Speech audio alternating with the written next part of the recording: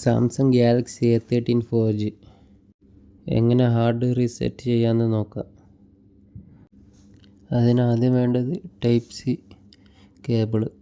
കമ്പ്യൂട്ടറിലോ അല്ലെങ്കിൽ ലാപ്ടോപ്പിലോ കണക്ട് ചെയ്യണം, എന്നാലേ ഈ മെത്തേഡ് വർക്കാവുള്ളൂ.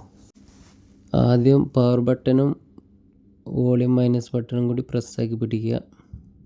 കുറച്ച് സെക്കൻഡ് കഴിഞ്ഞാൽ നേരെ പവർ ബട്ടണിൽ കൈ എടുക്കാണ്ട് പ്ലസ് ആ ബട്ടണിൽ പ്രസ് ചെയ്ത് പിടിക്കുക. കുറച്ച് സെക്കൻഡ് കഴിഞ്ഞാൽ ഇതുപോലെ വരും ഓപ്ഷൻ. അത് കഴിഞ്ഞ് കഴിഞ്ഞാൽ പിന്നെ ഫാക്ടറി റീസെറ്റ് ഉണ്ടാവും.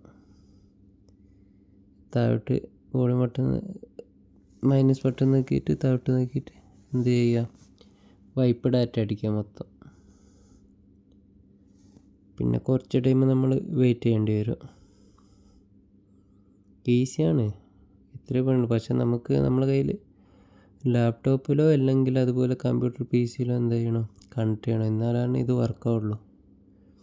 സാധാ ചാർജ് കുത്തിക്കഴിഞ്ഞാൽ ഇതുപോലെ ആവില്ല, നമ്മുടെ ടൈം വേസ്റ്റ് ആവുന്നുള്ളൂ.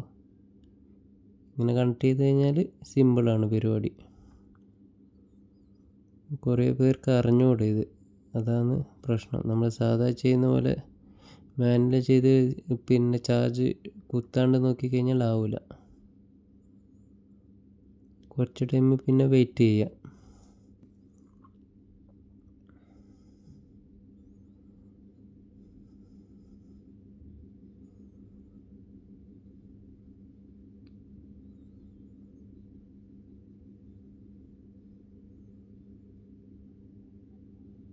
സംഭവം ഈസിയാണ്, നമ്മൾ ചെയ്തിട്ടുണ്ട്. സിമ്പിളായിട്ട് അത് നോക്കി വെച്ചാൽ മതി.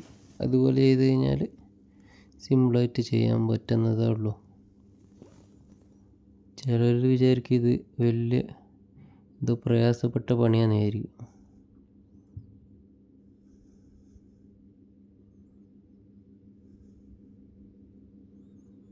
ഓൾറെഡി ഇതിൻ്റെ പിന്നെ ഡിസ്പ്ലേ പോയതാണ്. ഡിസ്പ്ലേ മാറ്റാൻ തന്നപ്പോഴാണ് ഇതിൻ്റെ പാസ്വേഡ് അവർ മറന്നുപോയി, അതാണ് പറ്റിയത്. ഇപ്പോൾ അത് ഡിസ്പ്ലേ ഇപ്പോൾ പുതിയത് ഇട്ട് വെച്ചതാണ്. കണ്ടാൽ മനസ്സിലാവും. നമുക്ക് മേലെ അതിൻ്റെ ഒരു സ്റ്റിക്കർ പോലെ കാണാം, മേലെ ഒരു ചുവപ്പ് കണ്ടില്ല സ്റ്റിക്കർ.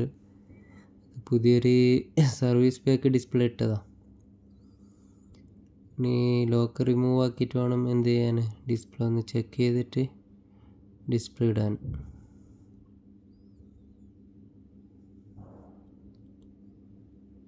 കണ്ടോ, ഇത്രയേ ഉള്ളൂ. ഇനി സെറ്റപ്പും കൂടി ഒന്ന് ചെയ്ത് കഴിഞ്ഞ് കഴിഞ്ഞാൽ സംഭവം ക്ലിയറാണ്, വേറെ വിഷയമൊന്നുമില്ല.